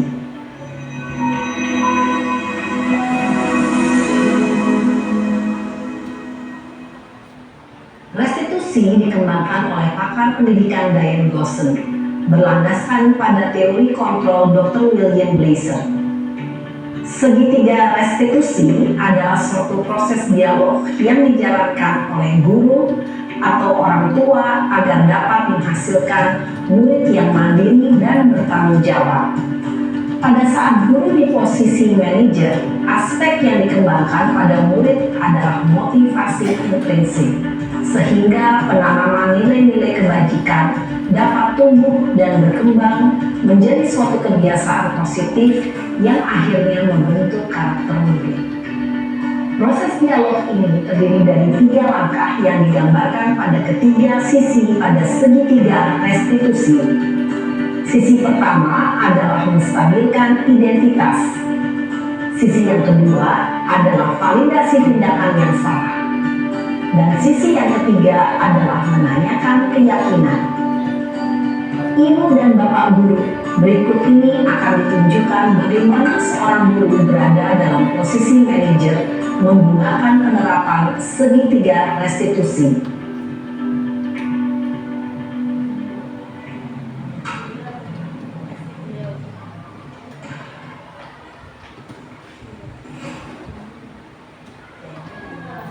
Siang Sarah. Siang Pak. Sudah lama gak ketemu Sarah? Kenapa hari ini ada di sini? Kesal Pak, kesel banget. Masa aku dikatain tukang fitnah Pak? Ya aku marah lah. Aku tadi dikatain Eka di depan kelas. Kesel banget. Oh begitu. Ya pasti kamu marah dan kesal. Bapak juga akan marah apabila ada yang menuduh Bapak seperti itu. Kemudian pada saat itu kamu mau melakukan apa? Ya saya langsung ngatain Eka Pak. Kesel banget. Saya bentak-bentak dia depan teman-teman lain. Oh begitu. Pasti kamu melakukan seperti itu karena suatu alasan tertentu, bukan? Iyalah, masa saya diam saja Pak? Ya saya bela diri lah. Masa saya dituduh tukang fitnah? Ya wajar lah. Mempertahankan harga diri itu sesuatu yang penting buat kamu. Untung kamu tidak bertindak lebih gegabah lagi. Hanya membentak-bentak. Iya Pak. Untung saya masih bersabar dan hanya membentak saja. Sudah gemes padahal. Saya pasti bela diri lah. Ya pasti ya. Tapi kamu memilih untuk tetap bertahan dan bersabar. Kamu memilih untuk tidak berbuat lebih parah lagi, bukan?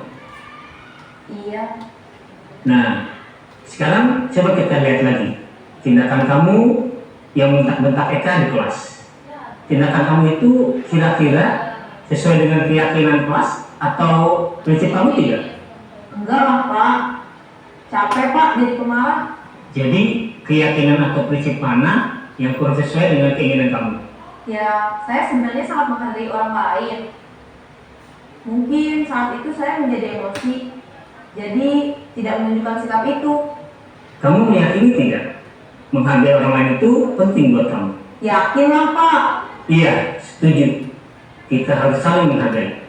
Namun, ada juga keyakinan yang kita sepakati yang perlu kita jalankan apabila kita sedang marah, bukan? Ya, saya bisa lebih proaktif, mulai dengan diri sendiri. Saya bisa jadi lebih bersabar, mengambil waktu jeda untuk berpikir mau apa selanjutnya. Kira-kira kamu bersedia memperbaiki masalah ini tidak? Bersedia Pak. Kalau kamu memperbaiki masalah ini, kamu akan menjadi orang seperti apa? Saya akan menjadi orang yang bertanggung jawab kali ya Pak. Dan senantiasa proaktif. Iya, menurut kamu bagaimana rasanya menjadi orang seperti itu? Ya nyaman lah, bangga bisa bersabar dan menahan diri. Baiklah kalau begitu. Yuk kita pikirkan bagaimana memperbaiki masalah ini.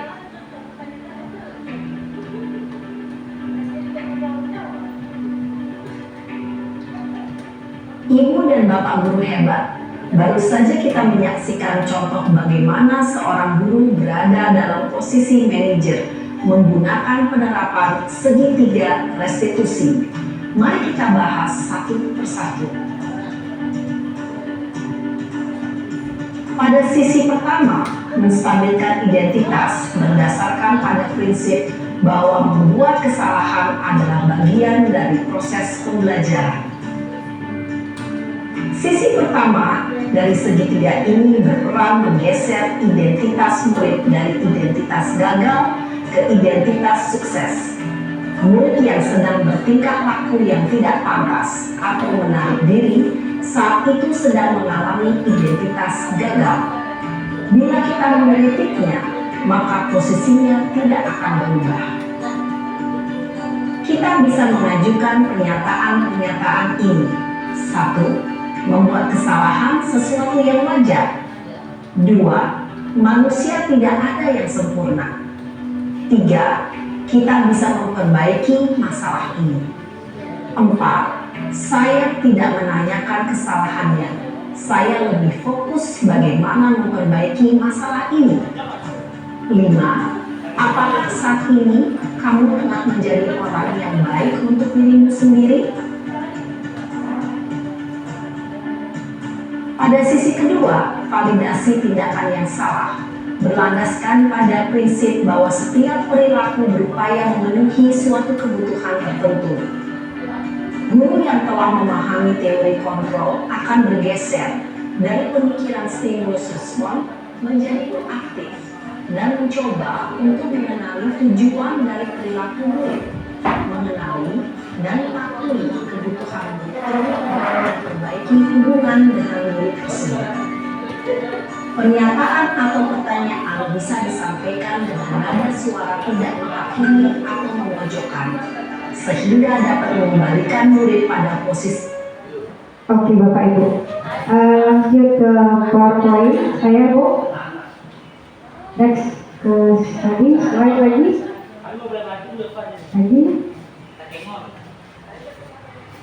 Ini, oke. Nah ini dia segitiga restitusi. Bapak Ibu, hal yang paling dari akhir kesimpulan ini adalah kita bisa mengetahui tentang restitusi dan kita bisa menerapkannya di dalam satuan pendidikan kita. Bagaimana cara kita menangani murid-murid kita dan kita harus berpihak kepada murid. Nah, yang pertama tadi ada 3, dia harus melakukan menstabilkan identitas. Di mana di sini berbuat salah itu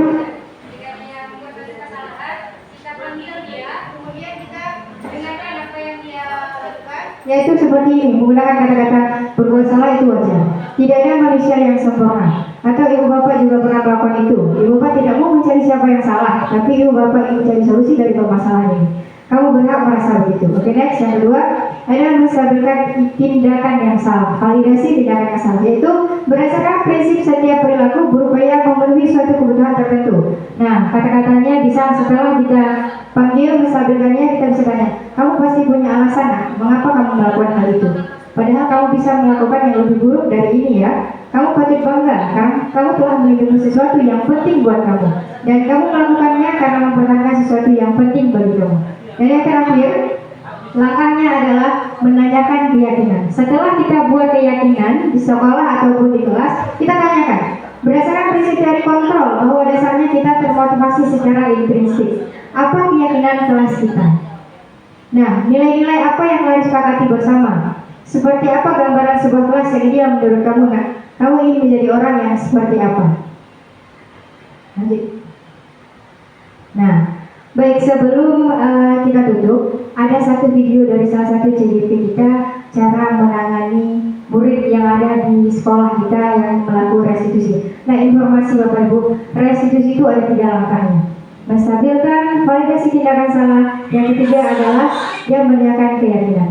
Ketiga-tiga hal ini boleh tidak ketiganya diikuti langkahnya. Melihat dari kasus-kasus yang kita ikuti, kasus-kasus yang dialami oleh siswa kita.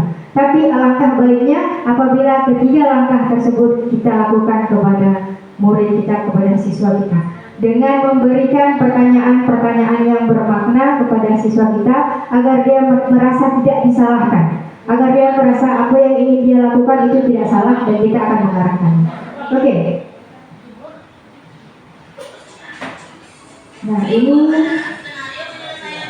kita tutup dulu. Jadi kasusnya tadi, ini video dari Ibu Indah yang sudah melakukan restitusi. Kasusnya tentang, nah, oke, ini keyakinan kelasnya Bu ya, keyakinan kelasnya. Oke. Ia marah dan tidak dapat menahan emosinya. Berikut adalah skenario penyelesaian masalah menggunakan segitiga restitusi. Waalaikumsalam, maksud saya. Saida, apa kabar? Baik, Ibu. Saida, Ibu tadi dapat laporan dari ketua kelas. Katanya kamu barusan berantem sama Debbie. Ya Ibu, habis kesal dengan Debbie. Kenapa kesal? Debbie terus menerus mengejek saya dan menyebutkan nama ayah saya, Bu. Oh begitu. Ya wajar lah kalau kamu kesal dan marah. Ibu juga kalau ikutin kamu melakukan hal yang sama. Lalu apa yang kamu lakukan kepada Debbie? Saya marah-marah Bu, saya maki-maki Debbie. tanpa sadar saya memukul meja dengan keras, Bu. Oh begitu, pasti kamu melakukan seperti itu karena ada alasannya ya. Ya Ibu, nanti kejadian saja.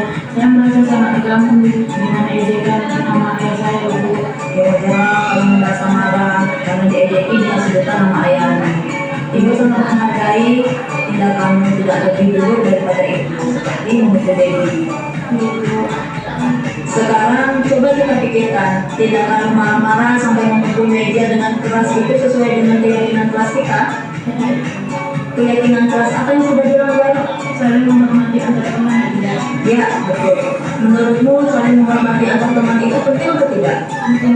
Baik, menurut kamu itu penting, jadi keyakinan apa yang kamu lakukan ketika sedang marah? Harus lebih bersabar, Ibu. Kamu bersedia memperbaiki masalah ini? Bersedia, Ibu. Apa yang kamu lakukan untuk memperbaiki masalah ini? Saya harus lebih bersabar dan menahan amarah saya, Ibu. Jika ada teman saya yang menginjak saya akan melaporkan kepada guru mata pelajaran atau wali kelas saya, Ibu. Ya, tepat sekali tindakanmu, Saida. Tetap semangat belajar ya, Nak. Sekarang boleh kembali ke kelas. Terima kasih, Bu. Assalamualaikum warahmatullahi wabarakatuh. Karena nama saya Sedani Ramadhani dari kelas 11. Restitusi segitiga restitusi di sekolah. Kami berharap Bapak Ibu semuanya nanti kita sama-sama bisa menyelesaikan masalah anak kita dengan menggunakan segitiga restitusi. Ini yang boleh. Kemudian dia menanyakan validasi tindakan yang salah dan yang ketiga menanyakan keyakinannya.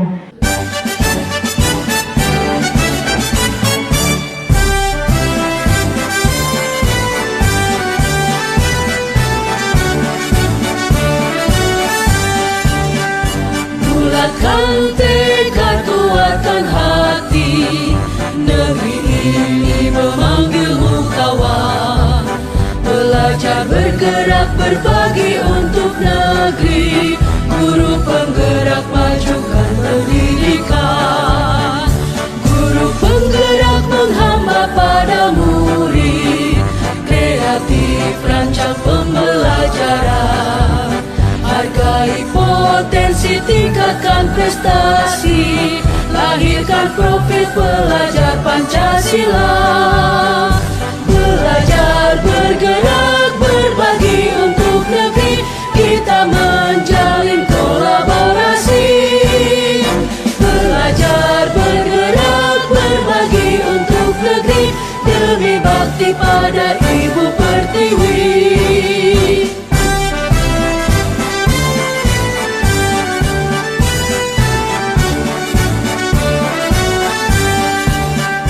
Bulatkan tekad, kuatkan hati, negeri ini memanggilmu kawan. Belajar bergerak berbagi untuk negeri, guru penggerak majukan pendidikan. Guru penggerak menghamba pada murid, kreatif rancang pembelajaran. Hargai potensi, tingkatkan prestasi, lahirkan profil pelajar Pancasila. Belajar bergerak berbagi untuk... Nah, itu betul. Nah, iya. Jadi dalam penerapan program disiplin positif, hendaknya guru memiliki standar kepribadian, profesional dan sosial yang baik, di mana guru mampu merefleksi dirinya dalam posisi kontrol mana saat ini, bagaimana perjalanan dirinya sebagai amat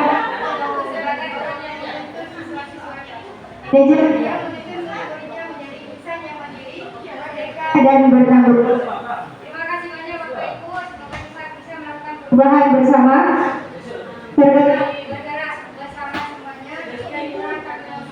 saya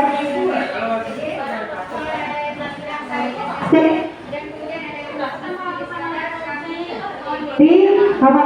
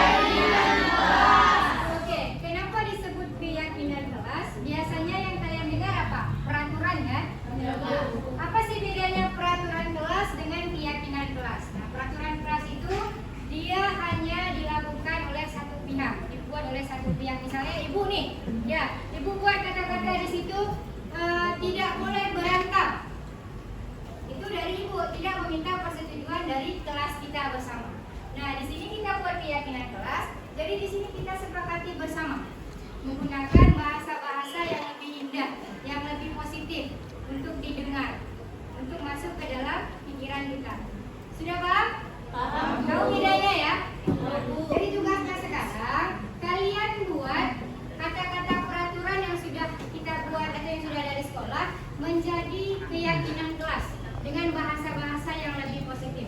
Contohnya, misalnya tadi dilarang buang sampah sembarangan, itu peraturan. Ya, terus jadi keyakinan kelas itu di apa? Jagalah kebersihan kita bersama. Nah, contohnya seperti itu. Bisa? Bisa? Ayo silakan dibuat. Nanti kalau udah siap, tempelkan ke depan ya. Kita pakai post-it.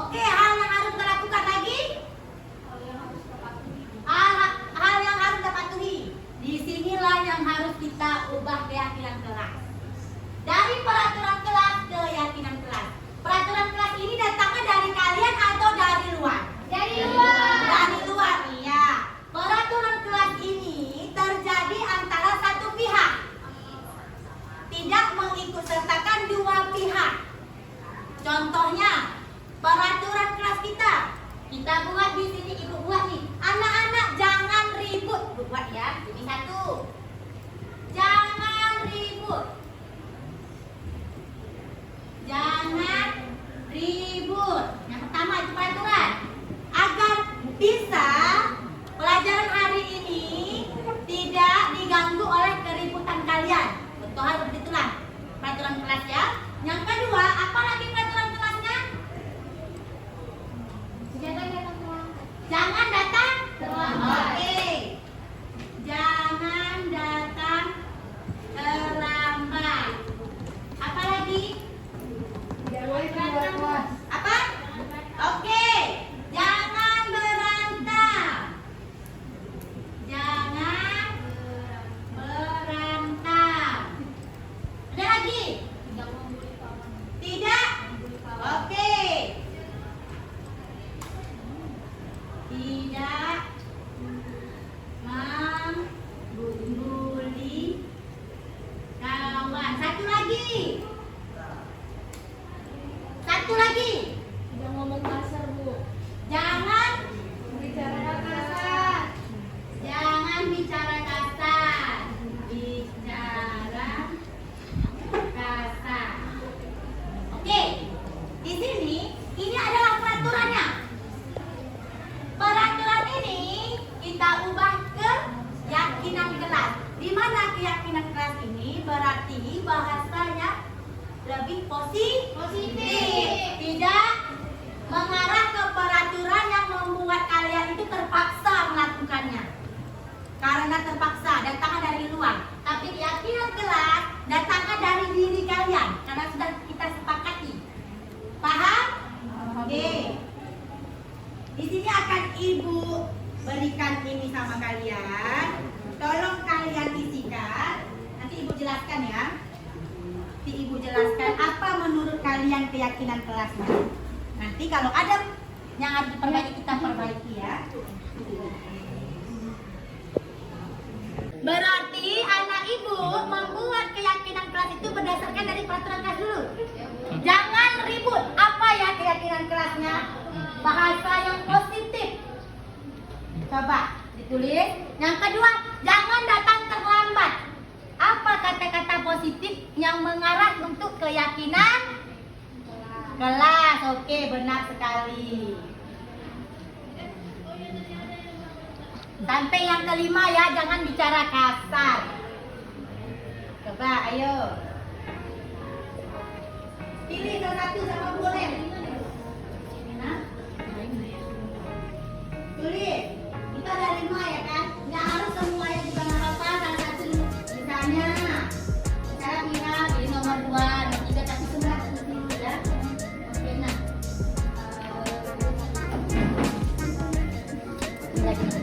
Silakan ayo.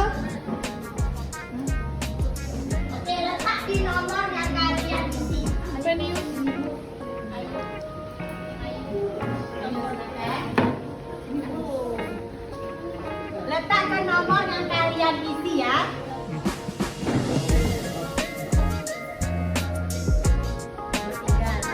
Tinggal nomor 5 yang belum ini, yang lain mana?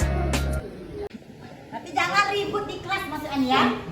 Keyakinan yang sudah kalian tulis, jagalah ketertiban kelas. Yang pertama, jangan berisik saat pelajaran dimulai. Keyakinan jangan ribut. Apa yang kalian inginkan dalam diri kalian agar tidak ribut? Berarti menjaga ketertiban kelas. Oke, ini ya, jagalah ketertiban kelas. Jangan bicara kasar. Di sini ada bicara dengan sopan, bertutur lemah lembut dan sopan. Berarti kita harus bicara dengan sopan. Oke, anak-anak ibu semuanya, ini adalah keyakinan kelas yang sudah kita sepakati. Mudah-mudahan di dalam kelas dari hari ini sampai seterusnya kalian harus ingat keyakinan yang sudah kalian lakukan dari kelas 1 dulu pasti sudah ada. Dan terapkanlah mulai hari ini. Paham? Paham. Karena keyakinan ini datangnya dari kalian dan untuk kalian juga. Oke, Ibu akhiri. Assalamualaikum warahmatullahi wabarakatuh. Waalaikumsalam warahmatullahi wabarakatuh. Kelas itu adalah apa tadi? Satu pihak ya yang dilakukan oleh satu pihak. Dan sekarang kita rubah keyakinan kelas itu adalah kesepakatan kelas kita antara saya seorang guru dan kalian seorang muridnya akan bersepakat untuk membuat keyakinan kelas. Bahasanya itu lebih ke positif. Oke, kita buat ya. Kalau seandainya di sini nanti kita buat jangan datang terlambat gitu ya. Yang kedua apa? Jangan buang sampah ya. Buang sampah sembarangan. Nah, yang di sini kalian buat nanti menggunakan ya, nanti perwakilannya baris ini 1, 2, 3, 1, 2, 3, 4, 5, 6 boleh. Buat ini. Nanti kalian tempel di sini. Oke ya. Paham? Perwakilannya aja dari sini. Bahasanya. Satu aja dulu.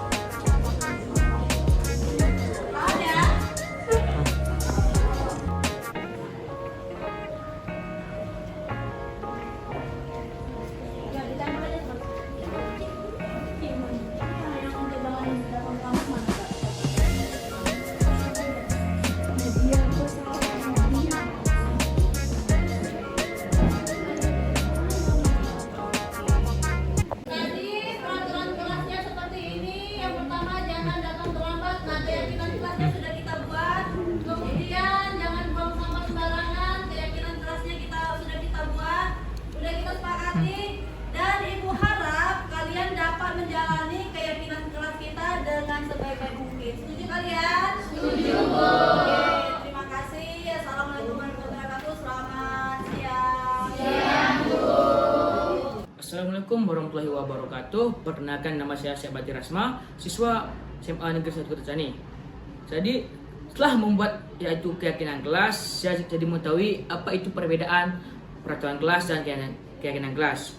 Menurut saya pribadi, saya lebih suka itu keyakinan kelas karena itu bahasa lebih positif. Contohnya, kalau peraturan kelas itu pasti berkata jangan buang sampah sembarangan.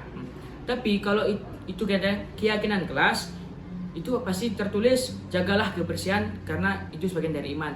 Jadi maksud saya lebih suka keyakinan kelas karena itu telah disepakati bersama antara guru dan murid. Terima kasih.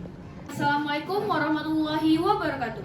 Perkenalkan, nama saya Kansa Salsabila Devani dan saya adalah salah satu siswi dari SMA Negeri 1 Kota Cani. Di sini kami telah membuat keyakinan kelas, di mana dari keyakinan kelas tersebut saya lebih memahami apa yang dimaksud dengan peraturan kelas dan keyakinan kelas.